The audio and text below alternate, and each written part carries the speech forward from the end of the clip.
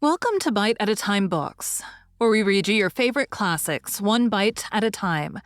My name is Bree Carlile, and I love to read, and wanted to share my passion with listeners like you. Be sure to follow the show on your favorite podcast platforms so you get all the new episodes. Or you can follow the show on YouTube, where we have playlists for all the stories.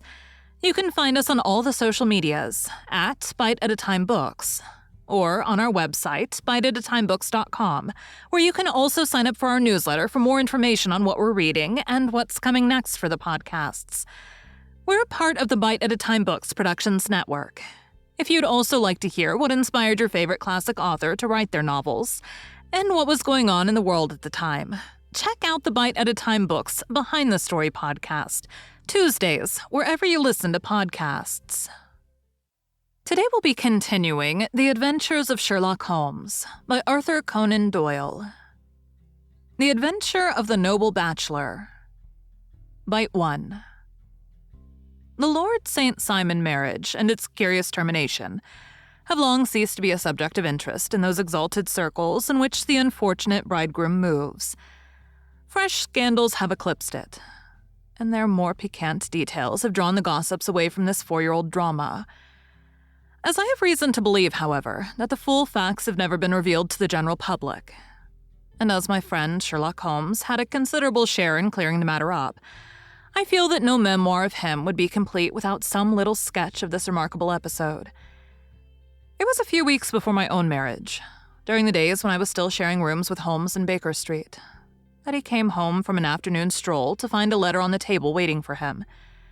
I had remained indoors all day, for the weather had taken a sudden turn to rain, with high autumnal winds, and the Giselle bullet which I had brought back in one of my limbs as a relic of my Afghan campaign throbbed with dull persistence.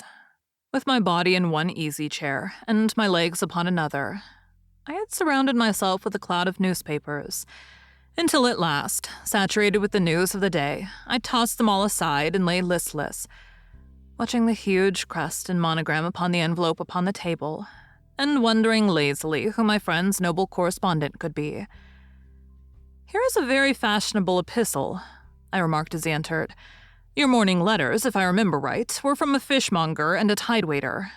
"Yes, my correspondence is certainly the charm of variety," he answered, smiling, "and the humbler, usually the more interesting. This looks like one of those unwelcome social summonses which call upon a man either to be bored or to lie." He broke the seal and glanced over the contents. "Oh, come. It may prove to be something of interest after all. Not social, then?" "No, distinctly professional. And from a noble client? One of the highest in England. My dear fellow, I congratulate you.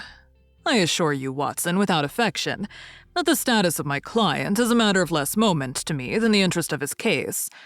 It is just possible, however, that also may not be wanting in this new investigation. You've been reading the papers diligently of late, have you not?" "It looks like it," said I ruefully, pointing to a huge bundle in the corner. "I've had nothing else to do." "It is fortunate, for you will perhaps be able to post me up. I read nothing except the criminal news in the agony column. The latter is always instructive. But if you have followed recent events so closely, you must have read about Lord St. Simon and his wedding." "Oh yes, with the deepest interest." "That is well. The letter which I hold in my hand is from Lord St. Simon. I will read it to you, and in return you must turn over these papers, and let me have whatever bears upon the matter. This is what he says. 'My dear Mr. Sherlock Holmes, Lord Backwater tells me that I may place implicit reliance upon your judgment and discretion. I have determined, therefore, to call upon you and to consult you in reference to the very painful event which has occurred in connection with my wedding. Mr. Lestrade of Scotland Yard is acting already in the matter, but he assures me that he sees no objection to your cooperation, and that he even thinks that it might be of some assistance. I will call at 4 o'clock in the afternoon, and should you have any other engagement at that time, I hope that you'll postpone it, as this matter is of paramount importance. Yours faithfully, Robert St. Simon. It is dated from Grosvenor Mansions, written with a quill pen, and the noble lord has had the misfortune to get a smear of ink upon the outer side of his right little finger," remarked Holmes as he folded up the epistle. "He says 4 o'clock. It is 3 now. He'll be here in an hour. Then I have just time, with your assistance, to get clear upon the subject. Turn over those papers and arrange the extracts in their order of time, while I take a glance as to who our client is." He picked a red-covered volume from a line of books of reference beside the mantelpiece. "Here he is," said he, sitting down and flattening it out upon his knee. "Lord Robert Walsingham, de Vere St. Simon, second son of the Duke of Balmoral. Arms azure, 3 caltrops in chief over a fess sable, born in 1846. He's 41 years of age, which is mature for marriage. Was undersecretary for the colonies in the late administration. The Duke, his father, was at one time Secretary for Foreign Affairs. They inherit Plantagenet blood by direct descendant, and Tudor on the distaff side. Well, there's nothing very instructive in all of this. I think that I must turn to you, Watson, for something more solid." "I have very little difficulty in finding what I want," said I, "for the facts are quite recent, and the matter struck me as remarkable. I feared to refer them to you, however, as I knew that you had an inquiry on hand, and that you disliked the intrusion of other matters." "Oh, you mean the little problem of the Grosvenor Square furniture van? That is quite cleared up now, though indeed it was obvious from the first. Pray, give me the results of your newspaper selections." "Here's the first notice which I can find. It is in the personal column of the Morning Post and dates, as you see, some weeks back. A marriage has been arranged, it says, and will, if rumors correct, very shortly take place between Lord Robert St. Simon, second son of the Duke of Balmoral, and Miss Hattie Duran, the only daughter of Aloysius Duran, Esquire, of San Francisco, California, USA. That is all." "Terse and to the point," remarked Holmes, stretching his long, thin legs towards the fire. "There was a paragraph amplifying this in one of the society papers of the same week. Here it is. There will soon be a call for protection in the marriage market, for the present free trade principle appears to tell heavily against our home product. One by one, the management of the noble houses of Great Britain is passing into the hands of our fair cousins from across the Atlantic. An important addition has been made during the last week to the list of the prizes which have been borne away by these charming invaders. Lord St. Simon, who has shown himself for over 20 years proof against the little god's arrows, has now definitely announced his approaching marriage with Miss Hattie Duran, the fascinating daughter of California millionaire. Miss Duran, whose graceful figure and striking face attracted much attention at the Westbury House festivities, is an only child, and it is currently reported that her dowry will run to considerably over the 6 figures, with expectancies for the future.